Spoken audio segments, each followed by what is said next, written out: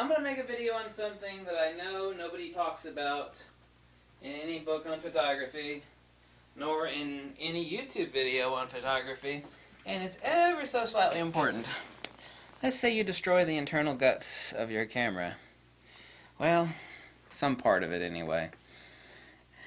You have to get a repair done. What if you destroy a part of your camera where you've totally stripped the threads out of the basic chassis itself? It's kind of like having a car that's working okay, but the chassis can't hold everything together. Then you've kind of got a worthless car that can be scrapped for parts. Here's a fact that nobody's told you, and they should have told you. Look, I've got a lot of camera parts in these drawers over here. I used to repair cameras. I got a warped camera mount over there, and I've seen a lot of warped camera mounts, and this is a premise that you need to remember in photography that's going to save your butt, especially since people really large lenses like this. See, this is the problem, and it's not a problem. It used to be back like a car was a luxury of millionaires. It's like, wow, look at that rich dude with a car. Now everybody's got a car. The problem with that is that novices have their hands on stuff where they don't know exactly how to handle it. And the problem with like lenses like this, basically anything above 70 to 200, it's a problem. That was not a problem back when they were making expensive lenses like that, back when I was in photography school, because the only people who were buying lenses like that were professionals. Now, Joe Schmuck goes in, he's never been into photography before, and he buys a big old honking lens like this, and he slaps it on his camera, and then he sticks his camera on a camera sling, and then he throws it around his neck. Oh my God, it's a big problem. Why is that? Because it will warp the mount on your camera, which causes the lens to sit on your camera not like this, but like this. And that is no bueno, and that will strip. The threads on those are fine, and they're about that long.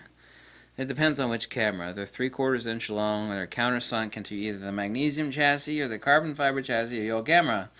The easiest way to think about how to take care of your camera is that if it is above a 70 to 200 millimeter f2.8 in weight, then you are not putting a lens on your camera, you are putting a camera on a lens. Instead of a lens becoming an accessory on a camera at 70 to 200 2.8 and below and smaller, now your camera has become the ass wart, the Cindy Crawford beauty mark of a gigantic lens. And now people are handling the camera as if they were handling a camera with an 85 millimeter on it, for example. And that's no bueno, because it will warp your mount, it will destroy your camera, and even if you just think, well, I'm just going to lift my camera up and tilt it, oh my God, the torque stresses on that mount are incredible. The first thing you'll actually notice, and I've seen this a lot, I've seen it over a dozen times personally in my hands.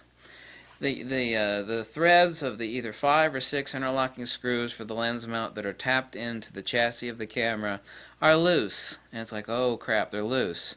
And in almost every situation, when they're like that, you try to tighten them down, and they won't tighten down because the chassis is stripped.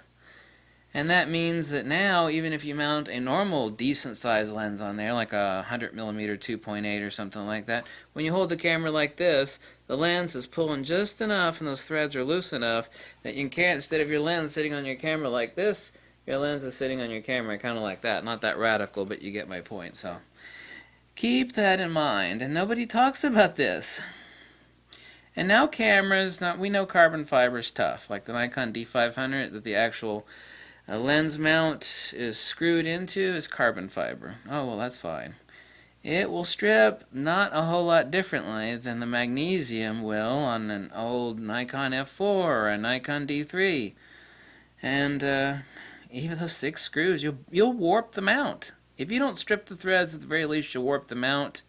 And then you might as well have just destroyed your sensor, because when you have warped the mount and you've actually decoupled the threading on the chassis because you were a stupid person and mounted a big ass lens on there, or you can even 7200 2.8 has been known to destroy many a camera if you're like doing some jogging with it, like say you're a photojournalist and you're kind of doing a jog to capture some action, and And every time you downstep, that 70 to 200 is going, and it's just stomping on the balls of the camera mount of your camera.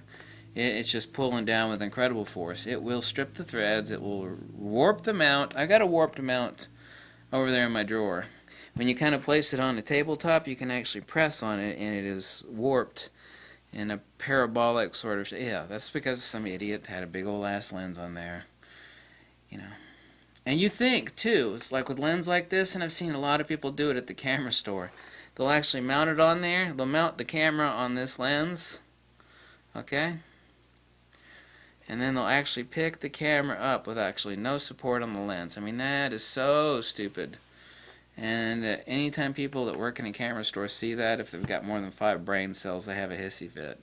Or they're like, don't do that. Don't do that. So, if you like your camera and you have a big honking lens like this, or, you know, something above a 70-200 2.8, don't do it.